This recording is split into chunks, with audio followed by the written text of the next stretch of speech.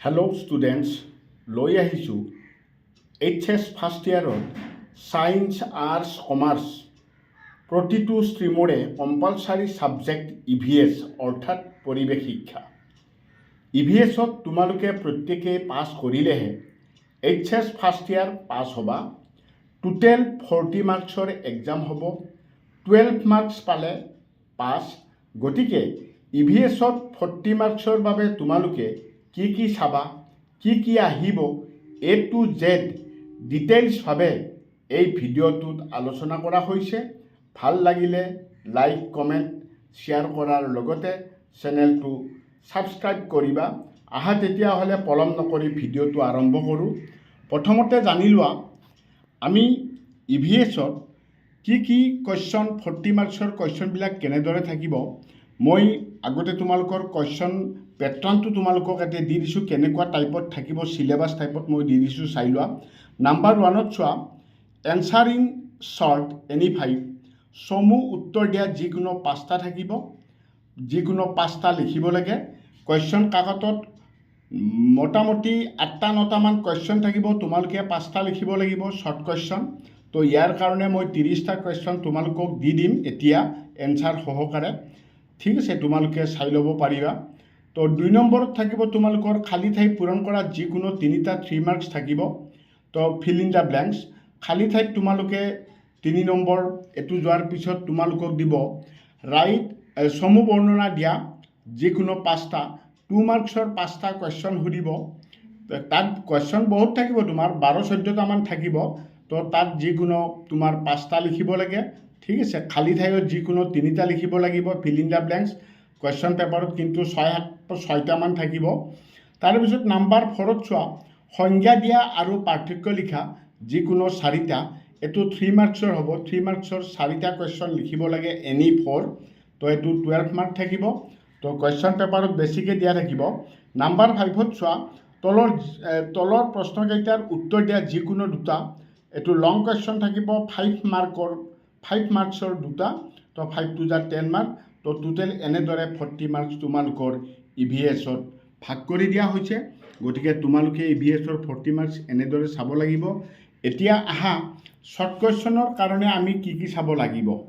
Short কুৱেশ্যনৰ কাৰণে আমি 1 মাৰ্কছৰ কাৰণে যে শ্বৰ্ট কুৱেশ্যনখিনি হ'ব, তোমালোকে শ্বৰ্ট কুৱেশ্যন এইখিনি শ্বৰ্ট কুৱেশ্যন চাবা। মই মিনিমাম 30টামান শ্বৰ্ট কুৱেশ্যন তোমালোকক দি দিছোঁ, তোমালোকে ভালদৰে চাই ল'বা।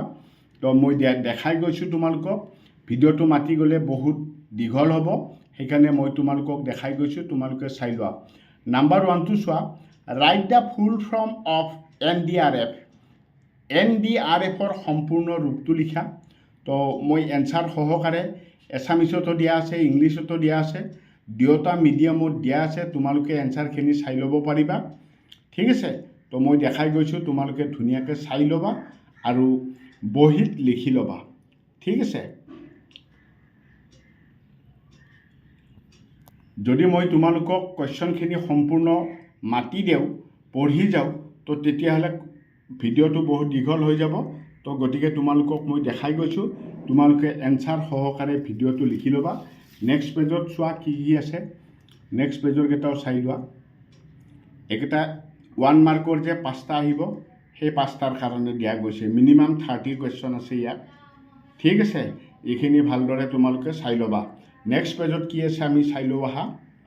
নেক্সট পেজত যদি এতিয়া চাব যাওঁ আমি, নেক্সট পেজত আছে এনৰ পৰা চোৱা, পৰিৱেশৰ যিকোনো এটা উপাদানৰ নাম উল্লেখ কৰা, নৱীকৰণযোগ্য শক্তিৰ উৎস এবিধৰ নাম লিখা।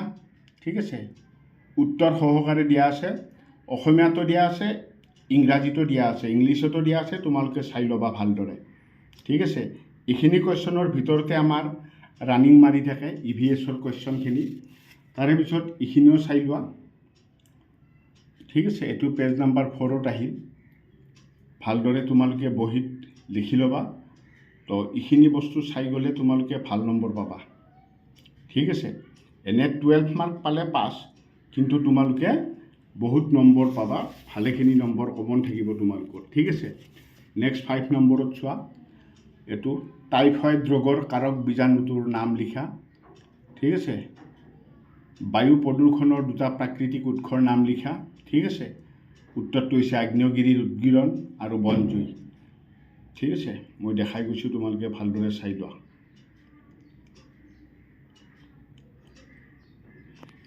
এতিয়া ফিল ইন দ্য ব্লেংকছ যে আমাৰ তিনিটা আহিব, ফিল ইন দ্য ব্লেংকছ মই বেছিকৈ দিয়া নাই, তোমাৰ অলপ কেইটা ফিল ইন দ্য ব্লেংকছ দিছোঁ, এইকেইটাৰ ভিতৰতে কমন থাকে মেক্সিমাম। ইংৰাজীতো আছে, অসমীয়াতো আছে, তোমালোকে ভালদৰে চাই লোৱা।